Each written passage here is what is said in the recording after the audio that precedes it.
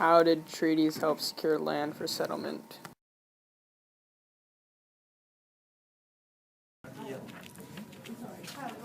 First Nations had lived in the prairies for thousands of years.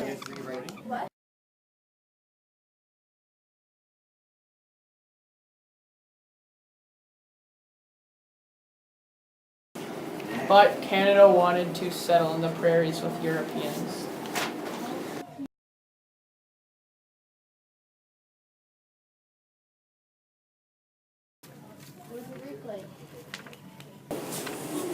How could the government meet its goal when its view of the land and resources were so different from the First Nations? There were different perspectives on the land, the First Nations view and the settlers' view.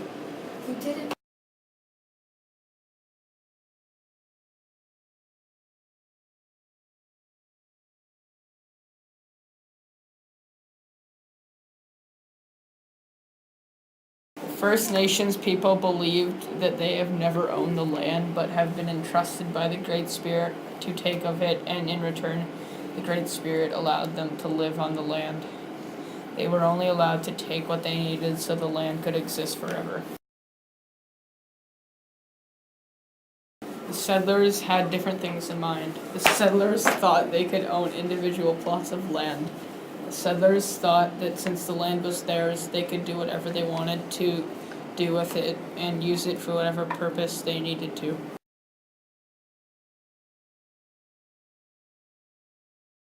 First Nations agreed to give up the rights to their land, and in return, the government promised to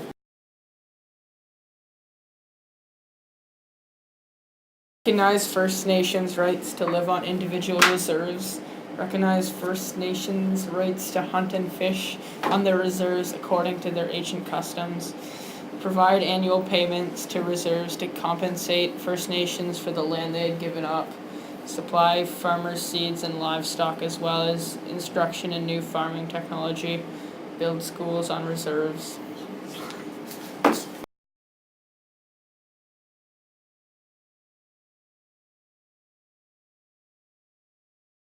Looking back today, the First Nations didn't know how much their lives would change after the treaties.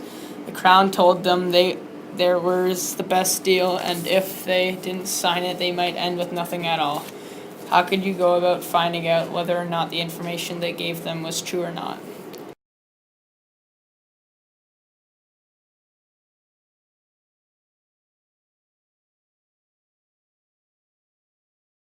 They dealt with northwestern Ontario and the prairies. They were called the Numbered because they didn't have names or treaties to deal with what is now Manitoba, Saskatchewan, and Alberta.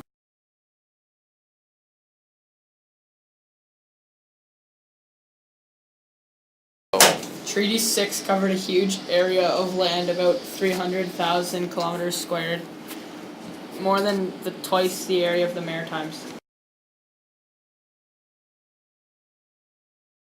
The Cree suffered greatly after Treaty 6. In the winter of 1883-1884, about 10% of the First Nations on the prairies, including the Cree, died of starvation because of the hunters and fur traders killing the bison herds.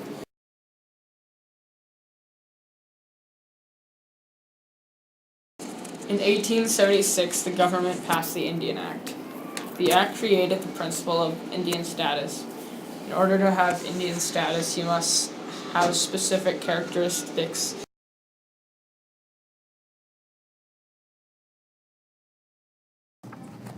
Developing the West. The government of Canada needed help filling the West with settlers. The West population was small, but Canada's population was 3,737,257 as of 1871. The government had to consider new ways to increase the population because there were not enough people living in Canada to expand into the region. Thousands of people arrived overseas because the government came up with a system, the Immigration Act. The Immigration Act was the first act to manage the flow of immigration to Canada. There are many purposes of the act, but the main purpose was to keep people out of the country that had contagious diseases. People on ships were required to show passengers lists of the government when they arrived. People who were seriously ill were placed in quarantine until they got better or died. The Dominion Land Acts.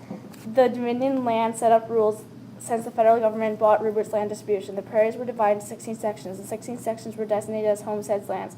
In 3 years, they could turn a section into farmland or build a house on it. The arrival of settlers and immigrants. Free land was wanted by a lot of people so they could grow crops or build a house. Here was no transportation available to the prairie, so this is not possible unless you had traveled by foot. And to increase the prairie's population, a railway system had to be provided, so the government provided a railway system. The Rhode Island's people. The Métis did not fare well under the Domain Land Act. Transcontinental Railway. Prime Minister John A. Macdonald promised to build a railway from Ontario to the west coast within 10 years. A railway company could become rich because of the massive amount of free land it would get. The Pacific Scandal. In 1872, Macdonald needed money to pay for campaigning. Sir Hugh Allen donated $360,000 to cover expenses. The Conservatives barely won the election over the Liberals, 103 seats to 97. Support for Macdonald. At this time, it was legal for companies to give political parties money for their expenses. There was no evidence that a contract to build a railway in return for the money was given. Macdonald's actions were proper, and the money wasn't a bribe. Criticism of Macdonald. It was important that politicians obey the law. Allen gave the money to Macdonald to awarded Allen's group the contract. This created improper conduct. Macdonald's defeat. Macdonald and his Conservative government were defeated in the House of Commons in 1874, so Alexander Mackenzie became Prime Minister. Macdonald's return.